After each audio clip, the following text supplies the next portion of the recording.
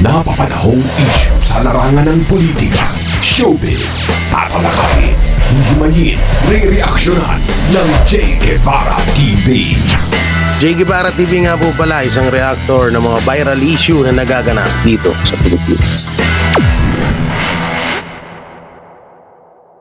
So what's up mga kabiyaya, mga kabiyaya, mga ka-DDS, isang mabiyayang araw po sa ating lahat. At welcome back to my YouTube channel, Jay Guevara TV nga po pala, isang Duterte defender at reactor ng mga viral issue na nagaganap dito sa Pilipinas. So pag-usapan natin to, eto na. Grabe, no? Grabe yung nilabas na ebidensya from PIDEA na di umano ay kumakain ng pulveronics etong si The Junior. At ang masama nga dito ay ang sabi ni Piskal Cañete and PIDEA, nagsalita na ukol sa files na nilabas ni Maharlika versus PBBM, may dapat daw kasuhan. So ito alam nyo, alam na namin din to ay inaasahan na namin to na kapag may inilabas talaga itong si Maharlika na mga ebidensya na palagi niya nga sinasabi, ay talagang ang gagawin dito ay talagang kakasuhan na naman. Ganyan naman dito sa Pilipinas pag nagsasabi ka ng katotohanan, pag may inilabas ka na patungkol or ebidensya na ganito ganyan, hinahamon nyo yung mga DDS vlogger, yung mga Duterte vlogger ngayon na may naglakas ng loob na naglabas ng ebidensya laban sa tungkol sa pulburon. Ngayon tatakutin nyo si Maharlika na kakasuhan. At ngayon nga hindi nga narin din masyadong malaman kung tawag dito kung ano pa ba ang mga ilalabas na ebidensya nito ni Maharlika. At ngayon talagang sobrang init na init sa kanyang kampo ng mga ni PBBM. Talagang umuusok sa galit. O nga po pala, bago natin ito simulan, don't forget to like, share, comment and subscribe sa ating YouTube channel at pakipindot na lang din po yung bell button para lagi kayong updated sa ating mga video araw-araw. At ayun, may galag shoutout din po sa mga hero abroad natin na mga supporters at mga senior citizen. Yan. Thank you sa walang humpay nyo na suporta sa aming mga Duterte vloggers. So ito nga yung pahayag na di umano ay etong si Maharlika ay kakasuhan. Oo, kakasuhan di umano. Pero tingnan natin kung ito po ba ito to. Alam nyo, mga ganitong gawa, 'di ba dati pa naman tong panakot.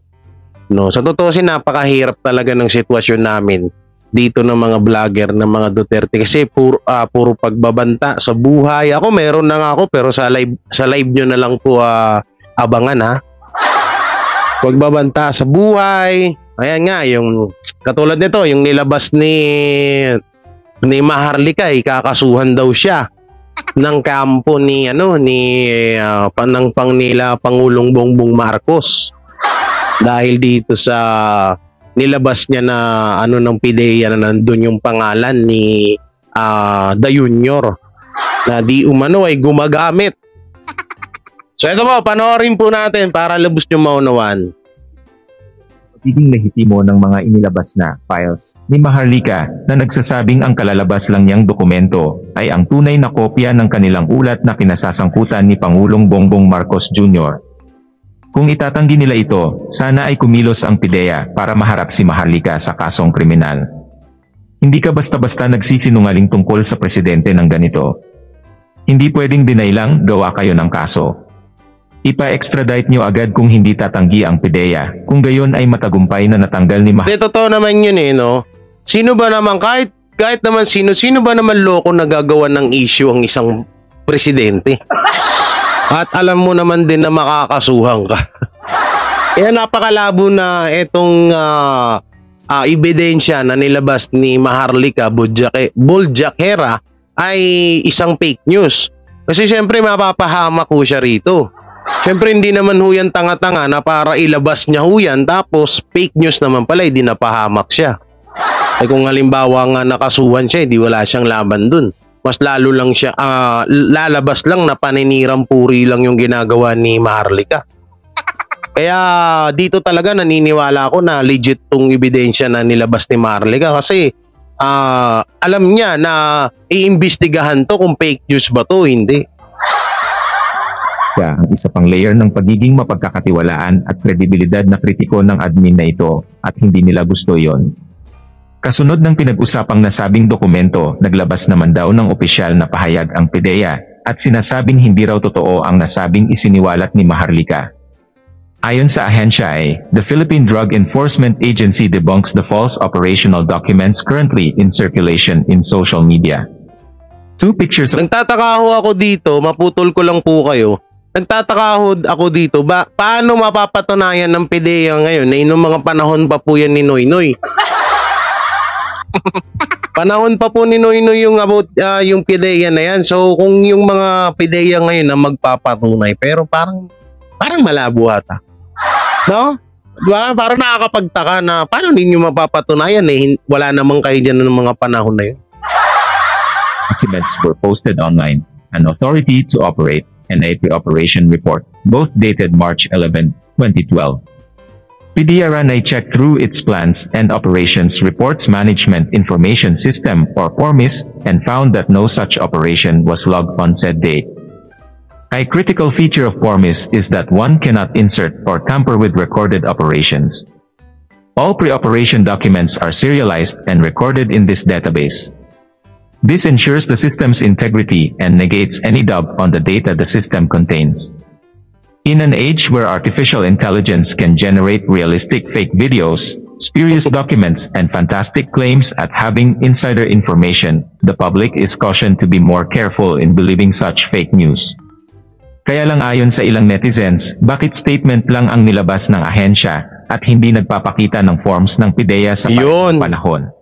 Yun nga. Ayon nga sa komento na ito ay... Yun nga yung kagustuhan ng mga netizen na bakit statement lang yung nilabas. Walang pinapakita na ebidensya din ng PDEA na wala ngang katotohanan yun. Lols, when you debunk the authenticity of the document, it is better for PDEA to show sample of operational documents used in 2012. Maharlika have documents as evidence, you can't just debunk by issuing a statement. Ayon naman sa komento ni KLCEI, Dear PDEA, Maharlika's claim that the documents with her are real isn't just libel. It's fraud. To fake a PDEA document is fraud. That's a government agency document you're faking. And yet your statements are tepid and weak. We warn citizens not to easily believe in fake news in social media. Really, your legitimacy and credibility will suffer if you don't find a way to make her accountable. Sue her or you lose credibility. Ang piskal na si Darwin Cañete ay nagbigay rin ng komento ukol dito, anya ay, when it comes to evidence, you always weigh authenticity and relevance. There are tests and standards to validate documents. Secondly, assuming it is authentic, it must show relevance. What fact does the evidence prove? You cannot simply state a conclusion that the evidence does not support. A grain of sand does not imply the existence of a mountain. It takes so much more than that. And as always, the burden of proof lies with the accuser. Good morning. Napakabigat ng mga akusasyon ni Maharlika. Napakadaming sinabi ng PDEA na hindi totoo ang mga yon. Ang tanong, magsasampa ba sila ng mga kaso laban sa kanya? Magsasampa ba ng kaso laban sa kanya? About dun sa kaso, siguro magsasampa talaga yan. Pero hindi nila mapapakulong yan kasi nasa ibang bansa yan si Maharlika, di ba? Kaya siguro yung mga panatiko dyan, yung mga bataan dyan ni Madam Lisa, gigil na gigil na dyan kay Maharlika. No? Ang kakaabangan pa ay yung yung video. Diba sinabi ni Marlica na may video siya, na may pulburon video? Paano kaya yun? Kaso nga lang, ang mga sinasabi ng mga tansu vlogger ay yung mga nilalabas daw ni Marlica ay edited. Katulad lang nung isang vlogger na may pangalan pong Maring Janet. Yung may pangalan na Maring Janet po, no? Na di umano ay bakit wala daw serial number. Ewan ko anong tawag. Yun yung hinahanap niya. So, yung nilabas daw ni Marlica ay isa daw peke. So, ikaw ba naman? Sino ba namang tao? Isang baliw lang siguro na tao na maglalabas ng isang peking dokumento na alam mo naman na makakasuhan ka.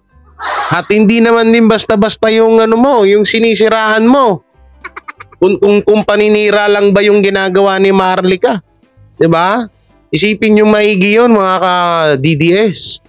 Isipin niyo pong maigi 'yon na maglalabas ako ng isang peking ebidensya. Ano yan? Parang tumalon lang, ginisa ako sa sarili kong mantika. Di ilalabas ko na yung talagang makatotohanan. Yun na ilalabas ko na dokumento para kahit naman na magkaso sila, at least may laban pa rin ako kasi totoo. Hindi ko naman, hindi ako, baka sabihin nyo, todo sip-sip ako kay Maharlika. Hindi naman, sa totoo lang, hindi ko naman nakakausap yan. Hindi katulad nila Banat Bay na talagang pinopromote pa nga ako eh. So siyempre, lang tayo, magbigay lang tayo ng makatotohanan na opinion. No? Kasi kung peki po yung nilabas ni Marlica na yan, hindi niya ba naisip na hindi siya mapapahamak? Siyempre, inisip niya po na mapapahamak siya dyan. Mapapahamak siya kapag peki yung nilabas niya. Kaya hindi ako naniniwalang peki yan. No? Talagang makatotohanan yan. Yun nga lang, hindi natin alam kung anong gagawin na palusot ng PIDEA dito. So naglabas naman na sila ng statement. Kaso hindi naman yun ang kailangan ng mga tao. Hindi yun ang kailangan, hindi yun ang hinihingi ng mga tao na kailangan na parang napakamatibay na dahilan diyan sa nilabas na ebidensya ni Marlica. Tsaka ito, total, lagi naman pong nagre-request yung mga tansu vlogger na itong sila BP Sara at Tatay Digong or Rodrigo Duterte at yung mga Duterte family, lagi naman po nilang hinihingian ng katanungan. So siguro pagkakataon din naman din po natin para tayo naman yung manghingi ng katanungan or kasagutan sa kanila. So yun po, no, bakit hanggang ngayon ay tahimik pa rin po si Pangulong Bongbong Marcos dito sa issue na to? Eto po Pangulong Bongbong Marcos kailangan nyo po rito magpaliwanag. Kailangan nyo pong i-explain to sa sambayan ng Pilipino. Diba sabi nga po ng mga vlogger nyo, mga tansu vlogger nyo ay 31 million po ang taong sumuporta sa inyo. So ano po 'yun, mga supporters po ng Marcos kumbinsihin niyo po ang inyong pangulo na magsalita po dito dahil kagaya nyo na panay kumbinsin nyo po na kailangan na magsalita ni BP Sara sa pangbubuli ng China dyan sa West Philippine Sea. Ito naman po pagkakataon din namin mga Duterte vloggers, Duterte supporters na magtanong naman po or sumagot naman po kayo kung ano yung maibibigay nyo na opinion po dito laban sa inilabas na issue ni Maharlika. Ito na po yung pagkakataon. Kasi request yung mga vlogger, di ba? Request na, oy, BP Sara, Rodrigo Duterte, kailangan nyo nang magsalita mapatungkol dito sa pangbubuli ng China sa Pilipinas. Katulad ni Mike Ube Fake News. Diba? Halos araw-araw nagbablog. Yun ang laman ng vlog niya. Kailangan daw magsalita. Ayan, si Katunying, si Maring Janet. Marami pang ibang mga vlogger dyan na yan yung laging content. So ngayon, pagkakataon naman namin, kayo dapat ang magpaliwanag nito. Kailangan yung ipaliwanag to kung ito po ba ay totoo o hindi. At kailangan magsalita po ang ating presidente dito sa isyong ito dahil kapag hindi, ay nakakapagduda po ata ito. Anong pakiramdam ng kayo naman yung hinahanapan ng katanungan na? Anong pakiramdam? Diba kayo, panay salita kayo sa kaila VP Sara at Rodrigo Duterte na asan na yung kasagutan, asan na yung paliwanag mapatungkol sa West Philippine Sea.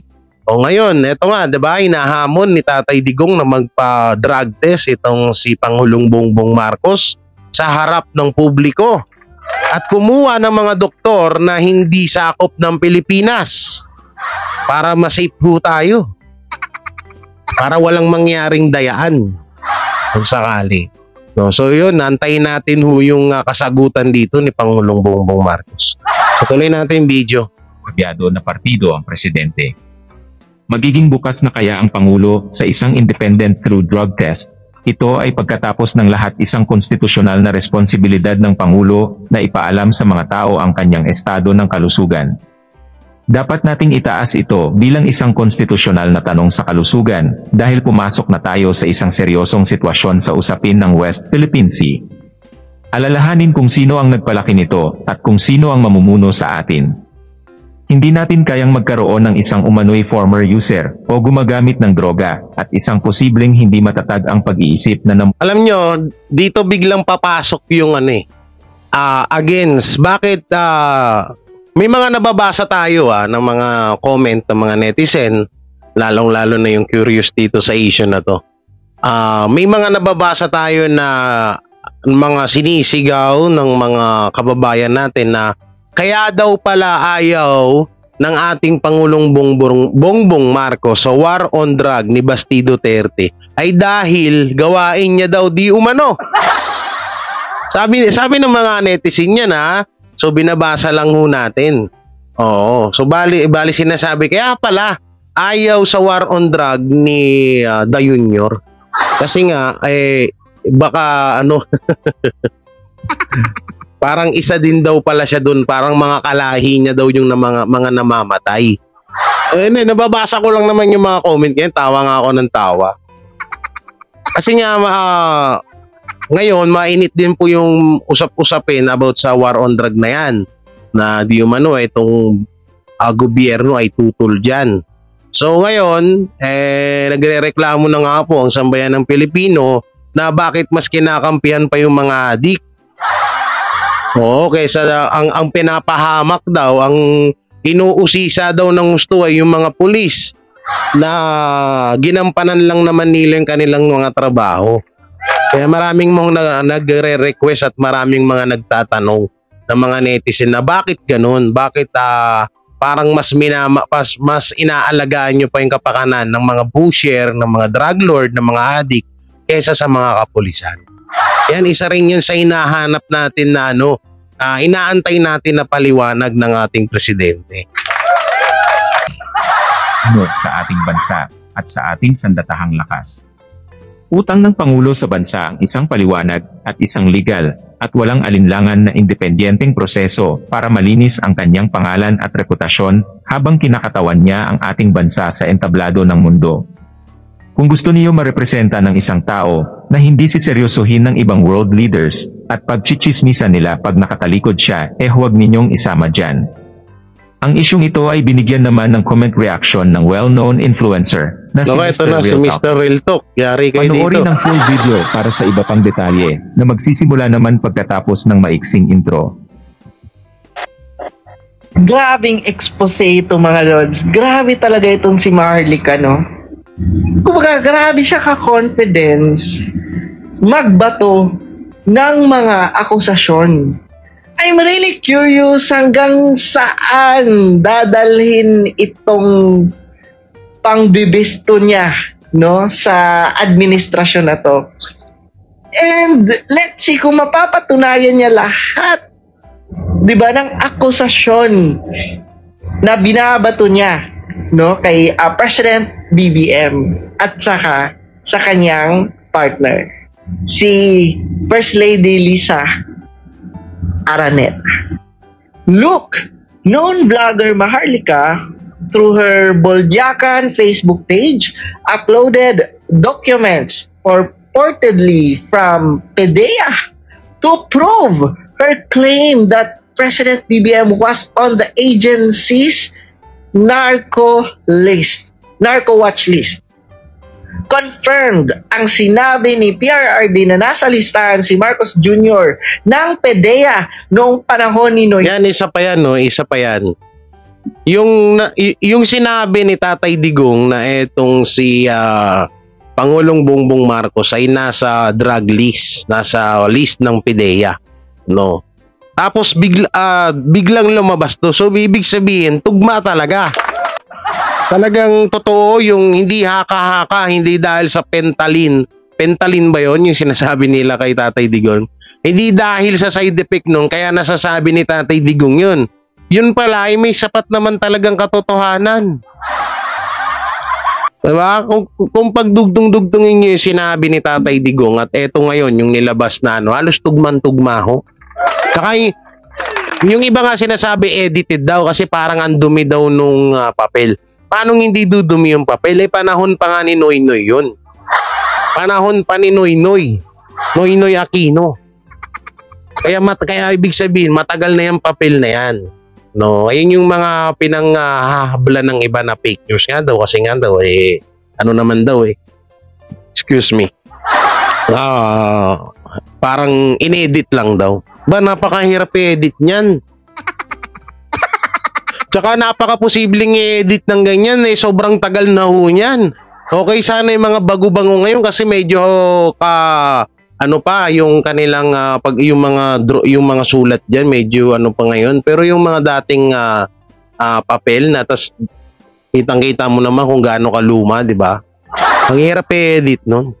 Kaya ngayon ito, ano ako sumang-ayon, alam nyo nung panahon na sinabi ni Tatay Digong yon, yung about na addict nga daw itong si Da Junior, talagang nahusgahan ko po si Tatay Digong noon. Oo, nasabihan ko siya na ba't ngayon mo lang nilabas, dapat noon pa. Ngayon, nare-realize ko na kaya hindi niya lang talaga pala sinabi dahil tinuturing niyang matalik na kaibigan etong si Da Junior. Na doon, yun na yung nagets ko. Sabi ko, kaya pala. Oo, pero yun nga, at alam nyo naman kung ano na ako ngayon, 'di ba? Isa na ako sa mga dumidepend sa mga Duterte. At na-realize ko na lahat. So ngayon, tugman-tugma at napatunayan na ho natin na itong si Tatay Digong ay hindi nagsisinungaling. Hindi gumagawa ng issue na para ikakasira ni Da Junior or ni BBM. So tuloy pa natin. She wrote in the caption, kasado na ng gabing yun ang operasyon ng biglang hinarang ng Cabinet Secretary ni Noynoy. Bayan, kayo na ang humusga kung gusto nyo pa panatiliin si Bangag sa Polvoron admin, sabi ni Maharlika. Grabing expose ito mga lods. Diba? PDEA. No? Kayo mga lods, anong masasabi nyo? Kasi sabi din ni Maharlika may video daw, pero hanggang ngayon wala pa namang video. Pero grabe lang yung determinasyon ni Maharlika, no? Grabe yung kanyang talagang gigil na i-expose yung lahat ng mga nalalaman niya kuno. And for me, mga lods, it's a serious offense kung hindi ito totoo. Diba? Kasi ang masisira nito. Kaya nga yung sinasabi ko kanina na kung hindi yan totoo, hindi naman siguro tanga-tanga si Maharlika na para ilagay niya sa alanganin ng buhay at pangalan niya. Kasi seryoso po ito, hindi po ito biro. Kaya malamang sa malamang, ito ay totoo talaga. Kasi nga, 'di ba? Hindi niya nga ilalagay sa kapahamakan yung sarili niya. Hindi siya ganun katanga. Ang PDEA, ang ahensya ng gobyerno. Kaya abangan natin ang mga susunod na pangyayari. At ito pa mga Lods, ito lang based on my experience lang, bakit tahimik lahat ng mga mainstream media? Pansin nyo ba? Yan din ang pinagtataka ko. Bakit tahimik po ang mainstream media? At bakit nakatuon lang po sa West Philippine Sea ni Tatay Digong? Kahit yung yung mga GMA, TV5, lahat ng mga network, ang mga lumalabas po na balita ay patungkol po sa secret deal ni Rodrigo Duterte at ng China. Na kahit wala naman talaga. Pero ito po, hindi nila pinapansin, hindi ho nila inire-report.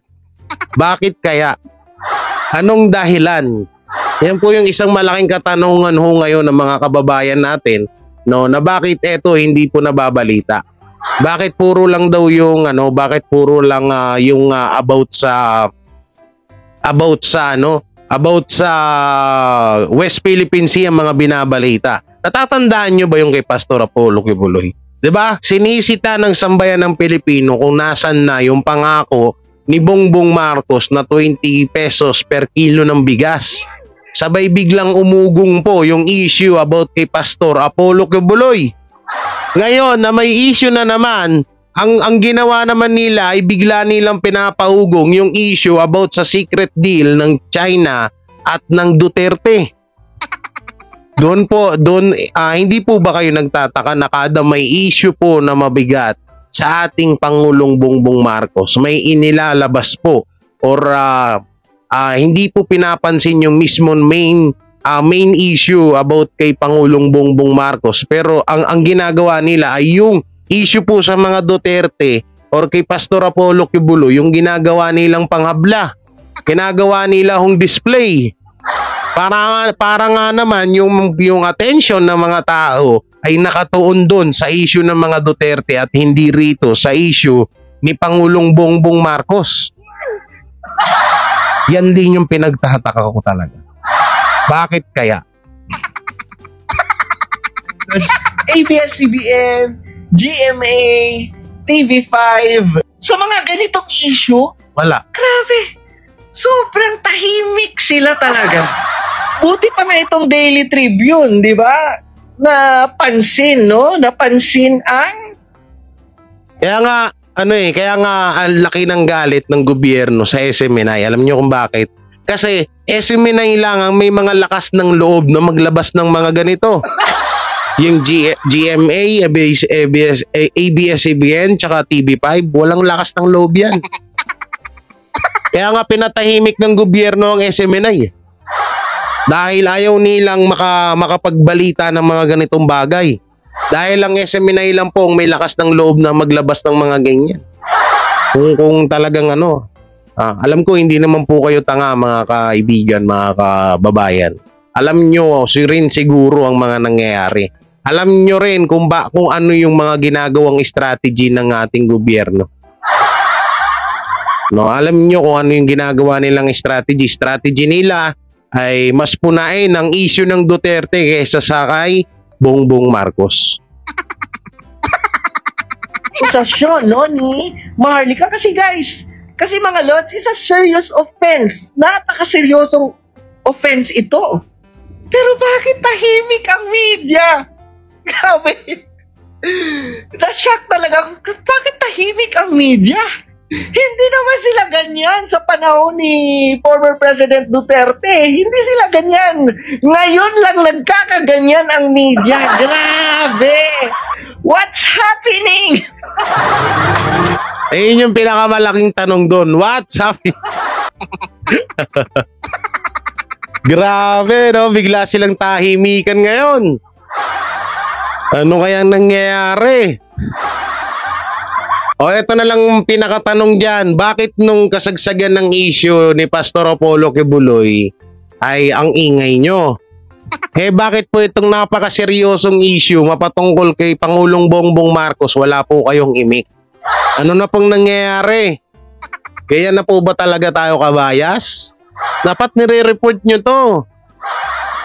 Dapat ibinabalita nyo to sa mga network nyo. No, dapat binabalita nyo to. Hindi dapat yung inahayaan nyo lang to kung talagang hindi to totoo. At kailangan magpaliwanag ho ang ating Pangulong Bongbong Marcos dito. Hindi po pwedeng hindi magpaliwanag. Kung ang mga Duterte nga laging yung hinihingian ng paliwanag di dapat kayo din po magpaliwanag din.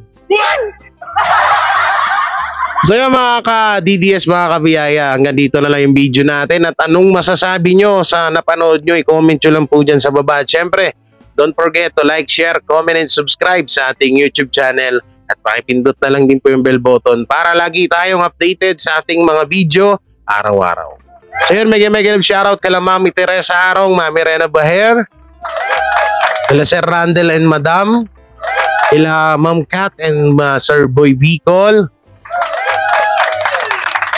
at kay Ma'am Benny, at sa iba pa kaila Ma'am Alex G, Ma'am Harot, Ma'am Ann Harot, at syempre especially to DDS Vlogger and Banateros Brothers, nila Boss Dada, Coach Oli, and Banat Bay.